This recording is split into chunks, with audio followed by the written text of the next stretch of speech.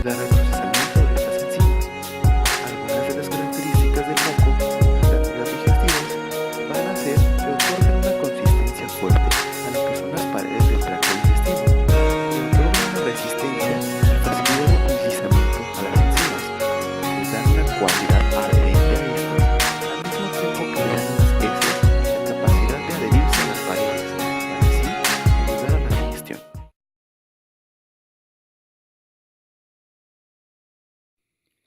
Encontramos cuatro tipos de glándulas principalmente: las mucosas unicelulares, que podrían ser las células caliciformes encargadas de la secreción de moco; las depresiones o invaginaciones, por ejemplo, las criptas de Lieberkühn; las glándulas tubulares, que pueden ser encontradas en el estómago y en el duodeno proximal; y todas las glándulas asociadas, que quizás no se encuentren directamente o dentro del tracto digestivo, pero bien ayudan a la digestión, por ejemplo, las salivales, las glándulas pancreáticas y las glándulas hepáticas.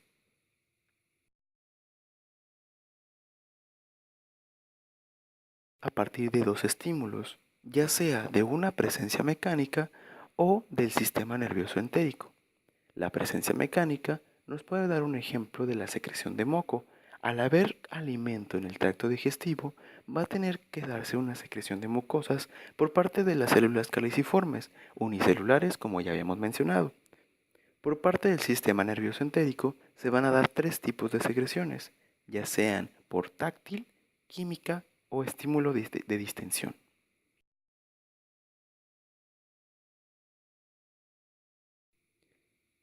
También se va a dar una inervación parasimpática, que va a estar dado por los nervios glosofaringios y vago, nervios pélvicos y estímulos focales. Por parte de los nervios glosofaringios y vago se van a dar la secreción e inervación parasimpática de las glándulas salivales, esofágicas, gástricas, pancreáticas y las glándulas de Brunner. Los nervios pélvicos se van a encargar del intestino grueso distal, mientras que los estímulos focales se van a encargar del resto de las glándulas. Todo esto para que haya un aumento de la secreción.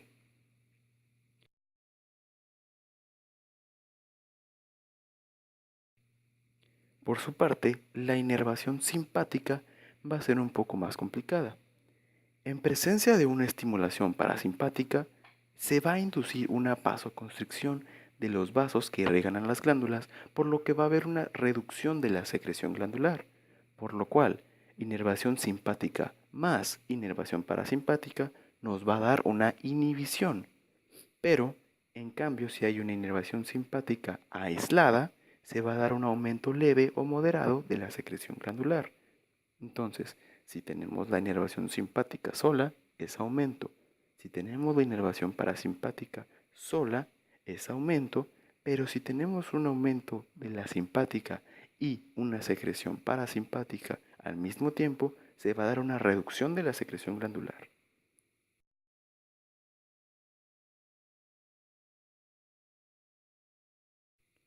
Finalmente, el proceso por el cual las enzimas se van a ser excretadas y van a ser secretadas hacia lo que es el tubo digestivo, van a ser llevadas a partir de un proceso similar. Primero se va a dar una difusión de nutrientes desde proviene del capilar. Van a pasar por lo que es la membrana basal y se va a empezar a dar una formación de ATP en mitocondrias. Este ATP va a ser utilizado para la síntesis de las sustancias necesarias para la generación de las enzimas y las vesículas, las cuales van a ser secretadas a la luz. Se va a dar un transporte de estas sustancias sintetizadas al aparato de Golgi y después se va a dar una formación de las vesículas para su secreción. Estas vesículas, antes de ser secretadas, van a ser almacenadas en forma de vesículas posterior al aparato de Golgi y finalmente, por medio de una exocitosis mediada por control nervioso y hormonal, es que se va a dar la secreción glandular. Secreción gástrica. Características de las secreciones gástricas. La mucosa gástrica posee dos tipos de glándulas importantes, las glándulas oxínticas y las glándulas pilóricas. Las glándulas oxínticas secretan grandes cantidades de ácido clorhídrico, pepsinógeno, factor intrínseco y moco. Estas se encuentran en la superficie, factor intrínseco y moco. Estas se encuentran en las superficies interiores del cuerpo y del fondo gástrico. Las glándulas pilóricas secretan moco y producen la hormona gastrina. Estas se localizan en el antro gástrico. Secreciones de las glándulas oxínticas. Las glándulas oxínticas están compuestas por tres tipos de células: las células mucosas del cuello, las células pépticas, las células parietales. Las células mucosas del cuello secretan moco. Las células pépticas o principales secretan grandes cantidades de pepsinógeno. Y las células parietales o oxínticas secretan ácido clorhídrico junto con factor intrínseco. El ácido clorhídrico es producido en las células oxínticas o parietales. Estas células contienen una gran cantidad de canalículos intracelulares. El ácido clorhídrico se produce en las proyecciones vellosas del interior de estos canalículos, y posteriormente el ácido clorhídrico es dado hacia el exterior de las células parietales a través de estos canalículos. Mecanismo básico para la secreción de ácido clorhídrico. En el citoplasma de la célula, el agua se disocia en iones hidrógeno e iones hidroxilo. El ion hidrógeno es transportado hacia el exterior de la célula parietal, es decir, hacia la luz de los canalículos, y es intercambiado por iones potasio. Esto se debe gracias a la bomba de hidrógeno-potasio, que proporciona la principal fuerza impulsora para la secreción del ácido clorhídrico. El ion potasio es transportado también desde el líquido extracelular hacia el interior de la célula parietal, gracias a la bomba de sodio y potasio.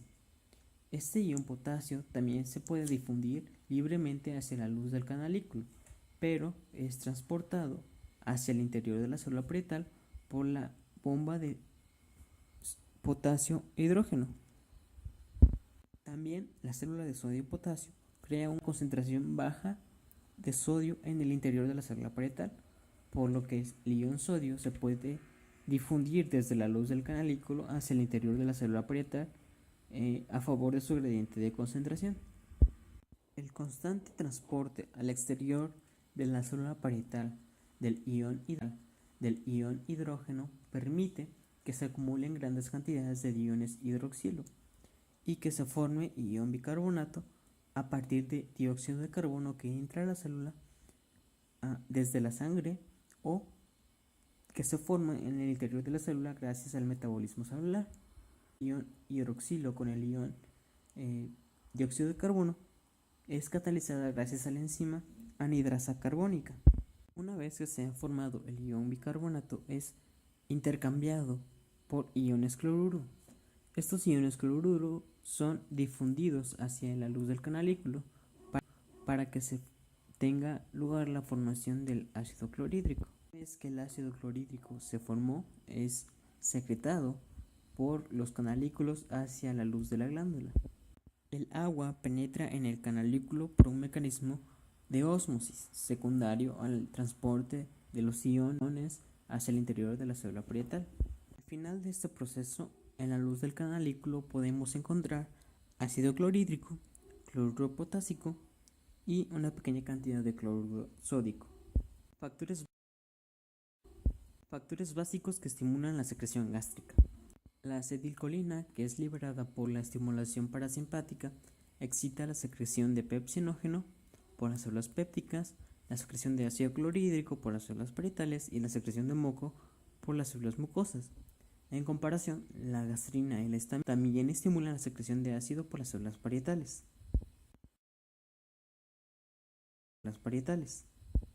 Secreción y activación del pepsinógeno.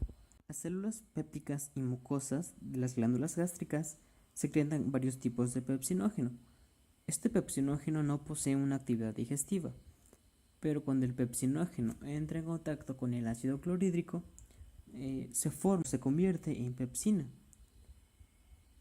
La pepsina es una enzima proteolítica que es activa en medios muy ácidos y que pierde su actividad cuando el pH asciende alrededor de 5. Secreción de factor intrínseco por las células parietales. El factor intrínseco es esencial para la absorción de vitamina B12 en el ilio y es secretada por las células parietales junto con el ácido clorhídrico. Cuando se dañan las células parietales que secretan el factor intrínseco, las pueden llegar a desarrollar anemia perniciosa. Esto se debe a la falta de maduración de los eritrocitos por la ausencia de la estimulación que la vitamina B12 ejerce sobre la médula ósea. Glándulas pilóricas. Las glándulas pilóricas constan de células mucosas que secretan pequeñas cantidades de pepsinógeno, pero principalmente secretan grandes cantidades de moco. Las glándulas pilóricas también secretan la hormona gastrina. La hormona gastrina desempeña un papel fundamental en el control de la secreción gástrica. Las células mucosas superficiales se encuentran entre las glándulas en la totalidad de la mucosa gástrica. Estas se encargan de secretar grandes cantidades de un moco viscoso. El moco constituye una función protectora de la pared gástrica y también contribuye a lubricar y a facilitar el desplazamiento de los estimulación de la secreción gástrica. Las células parietales son las únicas que secretan ácido clorhídrico. Las células parietales operan en relación con otro tipo de células que se denominan células parecidas a las enterocromafines. Estas células tienen como función principal la secreción de histamina. Las células parecidas a las enterocromafines se encuentran en la zona más profunda de las glándulas gástricas y liberan histamina en contacto directo con las células parietales. El ritmo de la formación y secreción del ácido clorhídrico por las células parietales es directamente proporcional a la cantidad de histamina que es liberada por las células parecidas a las enterocromafines. Las células parecidas a las enterocromafines son estimuladas para secretar histamina por la hormona gastrina, que se forma casi exclusivamente en el antro de la mucosa gástrica.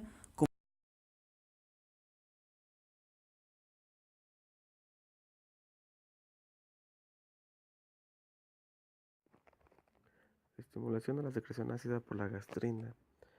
La gastrina es una hormona secretada por las células de gastrina, también denominadas células G, que se encuentran en las glándulas pilóricas de la porción distal del estómago.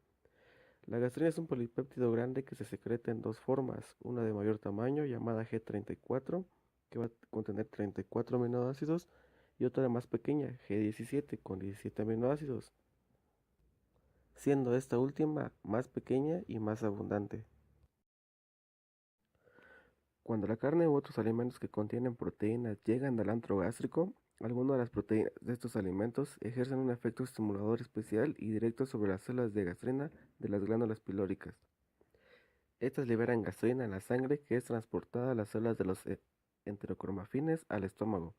La mezcla enérgica de los jugos gástricos transporta de inmediato la gastrina hacia las células parecidas a las cromafines del cuerpo del estómago y provoca la liberación directa de histamina a las glándulas oxínticas profundas. La histamina actúa con rapidez y estimula la secreción de ácido clorhídrico por el estómago. Regulación de la secreción de pepsinógeno. La regulación de la secreción de pepsinógeno por las células pépticas de las glándulas oxínticas se produce como respuesta a dos tipos principales de señales. La primera puede ser la estimulación de las células pépticas por la acetilcolina liberada desde los nervios vagos o por el plexo nervioso entérico del estómago. Y una segunda, la estimulación de la secreción péptica en respuesta al ácido gástrico. Es probable que el ácido no estimule directamente a las células pépticas, sino que desencadene ciertos reflejos nerviosos entéricos adicionales que refuercen los impulsos nerviosos originales recibidos por células pépticas. Por lo, por lo tanto, la velocidad de secreción de pepsinógeno, precursor de la enzima pepsina responsable de la digestión de las proteínas, depende en gran medida de la cantidad de ácido presente en el estómago.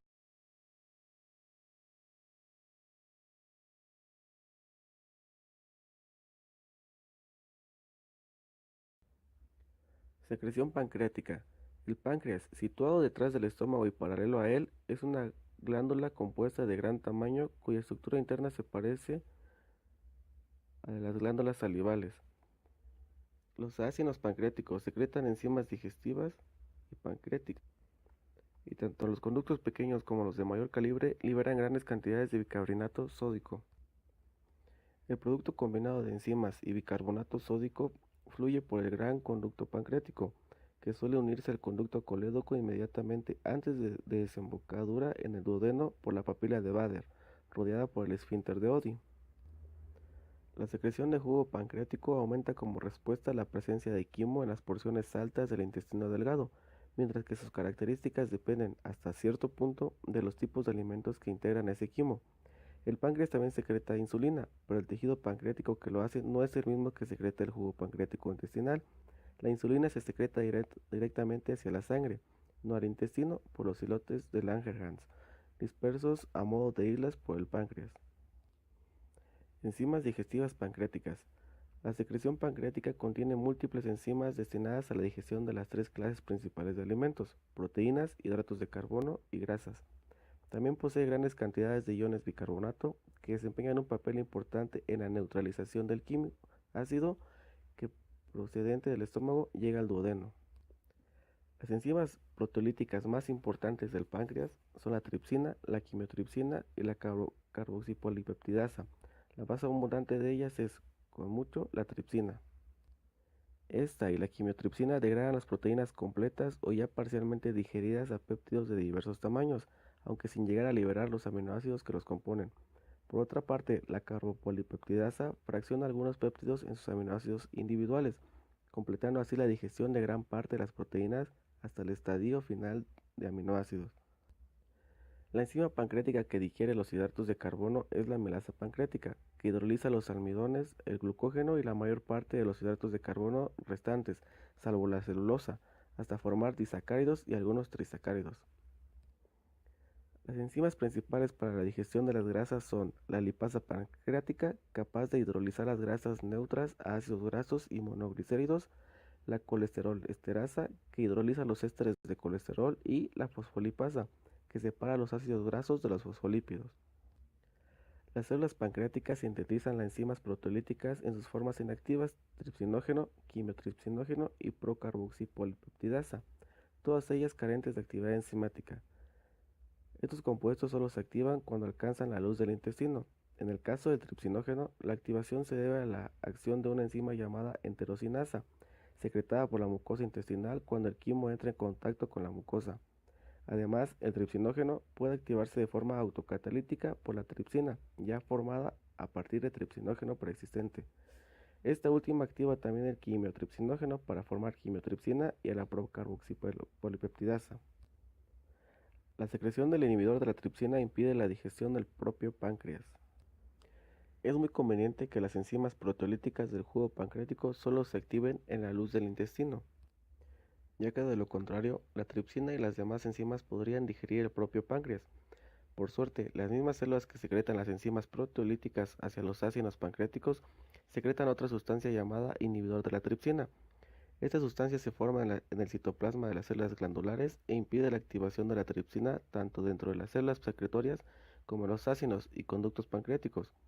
Puesto que la tripsina es la que activa las demás enzimas proteolíticas del páncreas, el inhibidor de la tripsina evita también la activación secundaria de estas. Es por eso que cuando ocurren una lesión pancreática grave o una obstrucción de los conductos, se acumulan a veces grandes cantidades de los productos de la secreción pancreática en las zonas lesionadas. En estas condiciones puede contrarrestarse el efecto del inhibidor de la tripsina y en ese caso, las secreciones pancreáticas se activan con rapidez y digieren literalmente la totalidad del páncreas en pocas horas, provocando el cuadro llamado pancreatitis aguda, que puede ser mortal debido al shock circulatorio concomitante y que, incluso aunque no produzca la muerte, suele ocasionar una insuficiencia pancreática definitiva.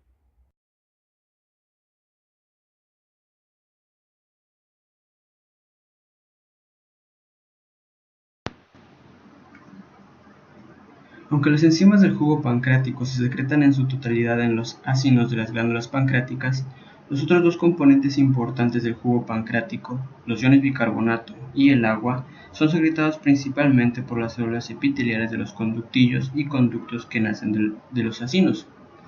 Cuando el páncreas recibe un estímulo para la secreción de cantidades copiosas de jugo pancreático, la concentración de iones bicarbonato puede aumentar hasta incluso 145.000 equivalentes por litro, valor casi 5 veces superior al del plasma. Con ello, el jugo pancreático recibe una gran cantidad de álcalis que le permiten neutralizar el ácido clorhídrico vertido hacia el duodeno desde el estómago. Básicas del mecanismo celular de secreción de bicarbonato sódico en los conductillos y conductos pancreáticos se muestran a continuación.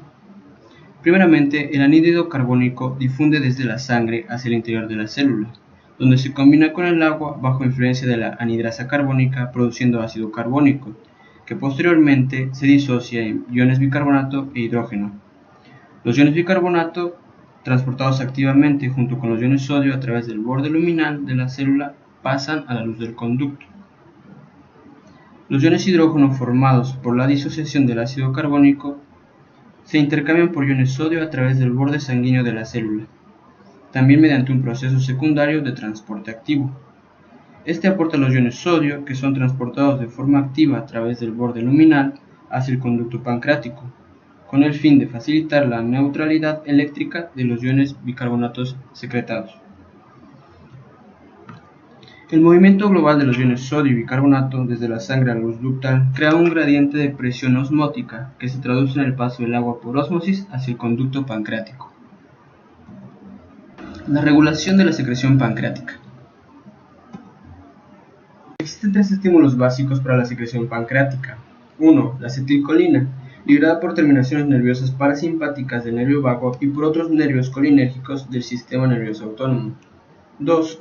La CCK o colecistocinina, secretada por la mucosa del duodeno y porciones primeras del yeyuno, cuando alimentos penetran en el intestino delgado.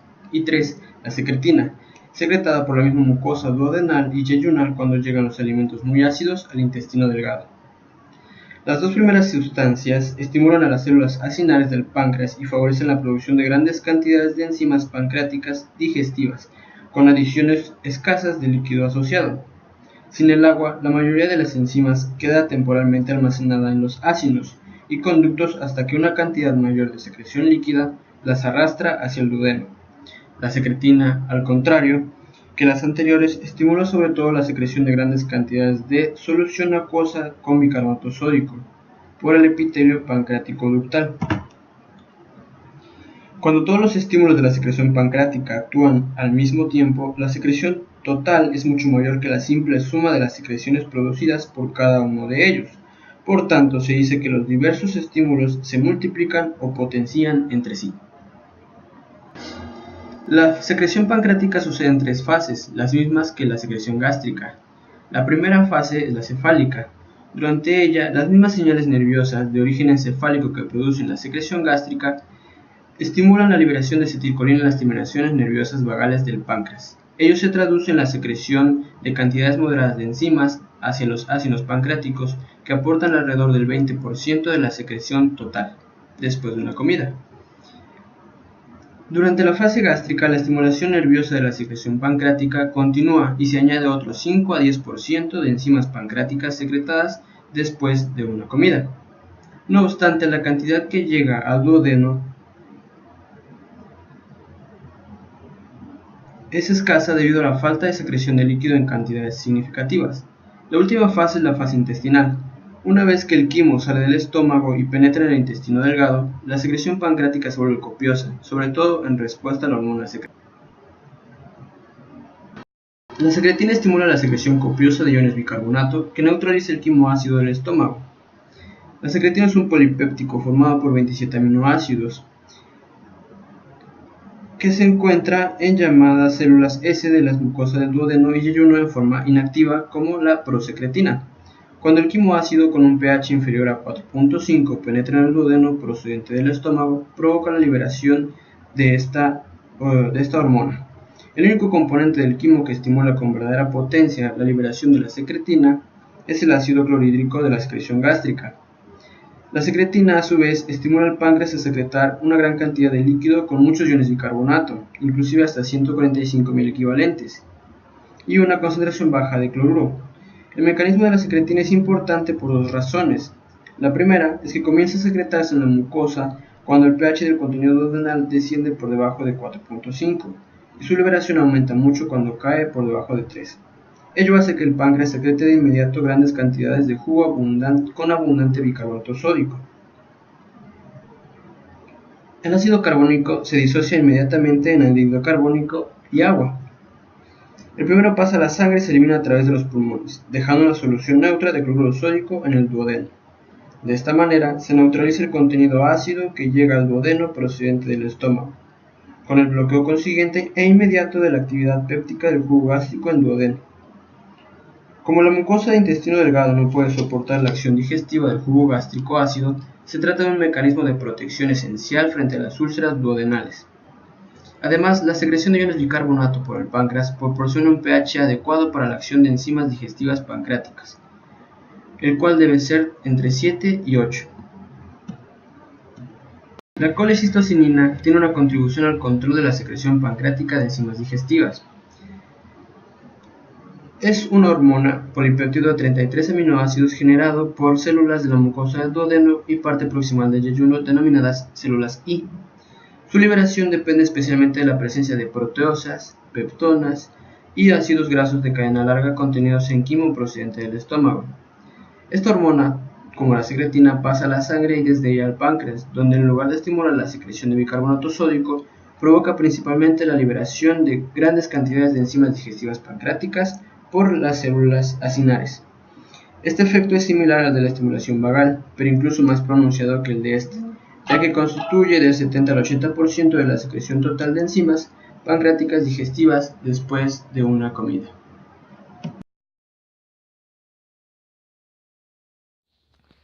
Secreción de bilis por el hígado. Funciones del árbol biliar.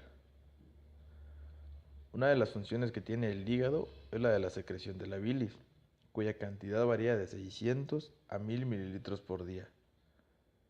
La bilis tiene dos funciones importantes.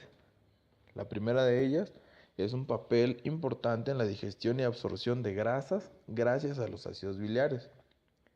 En segundo lugar, sirve como medio para la secreción de varios productos de desecho importantes que van a ser procedentes de la sangre, como la bilirrubina.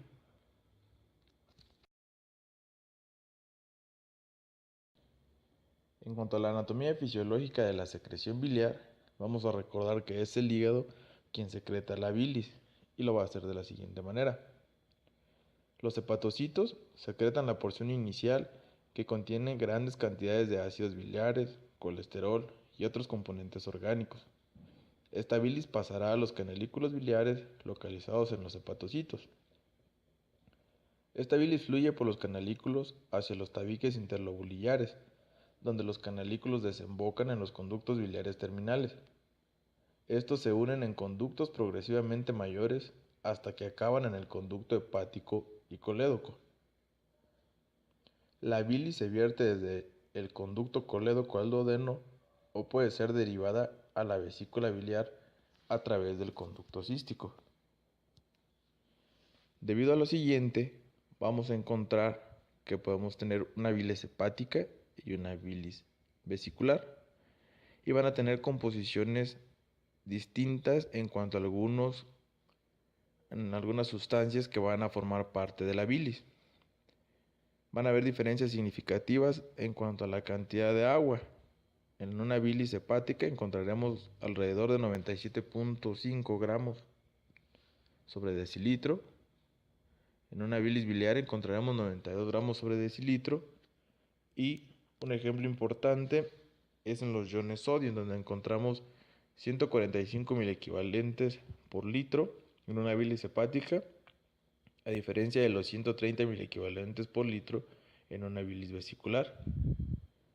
Una diferencia aún más grande es la que se encuentra en los iones cloro, en la que encontramos 100 milequivalentes por litro en una bilis hepática, en contra de 25 milequivalentes por litro en una bilis vesicular. La bilis vesicular se va a caracterizar por tener mayor cantidad de calcio, con 23 milequivalentes sobre el litro, y en una bilis hepática van a haber 5 milequivalentes por litro.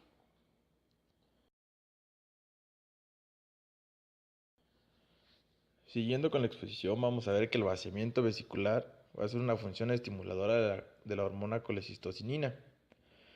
Cuando se da la digestión de los alimentos en la porción proximal del tubo digestivo, la vesícula comienza a vaciarse, de mayor forma cuando los alimentos alcanzan el duodeno.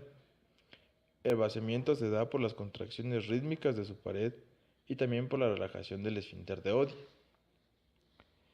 La colecistocinina va a hacer que el estímulo desde las células de la mucosa duodenal hacia la sangre es la entrada de los alimentos grasos al duodeno.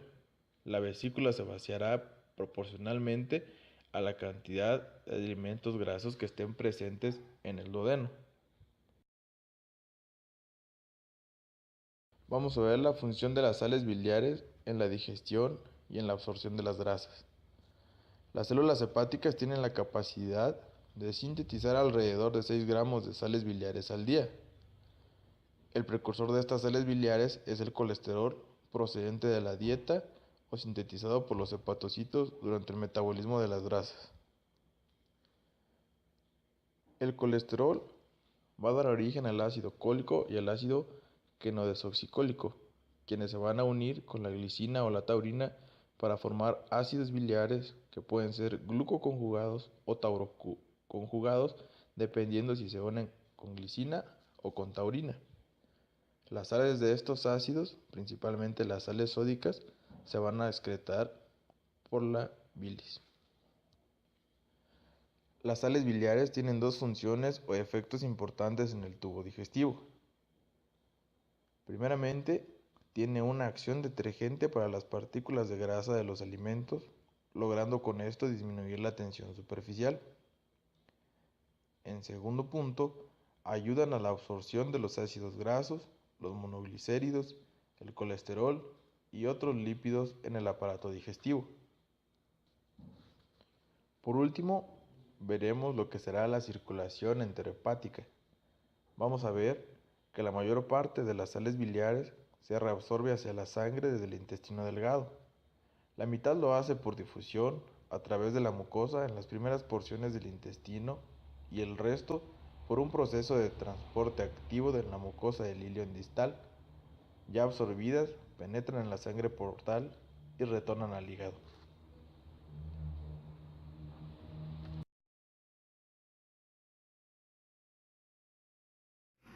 Secreción hepática de colesterol y formación de cálculos biliares. Las sales biliares se forman en los hepatocitos a partir del colesterol plasmático.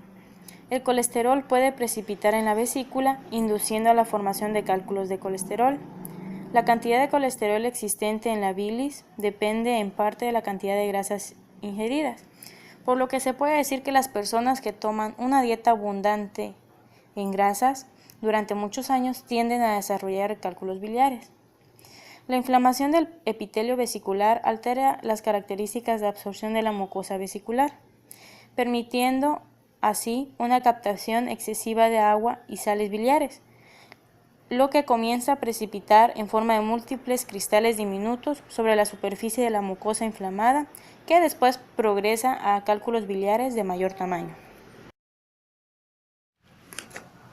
Secreciones del intestino delgado. Secreción de moco por las glándulas de Brugner en el duodeno.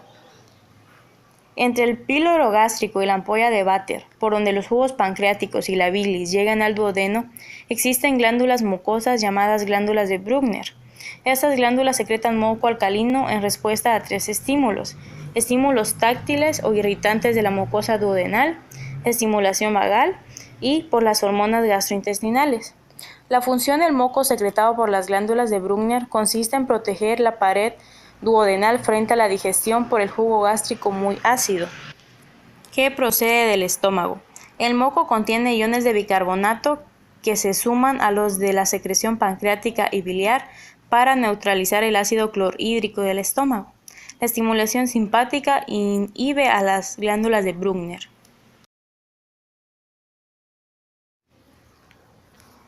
Secreción de jugos digestivos intestinales por las criptas del Ibercum. A lo largo de toda la superficie del intestino delgado existen pequeñas depresiones llamadas criptas del Ibercum. Se encuentran entre las vellosidades intestinales. Las superficies de las criptas y de las vellosidades intestinales están cubiertas por un epitelio formado por 2 tipos de células.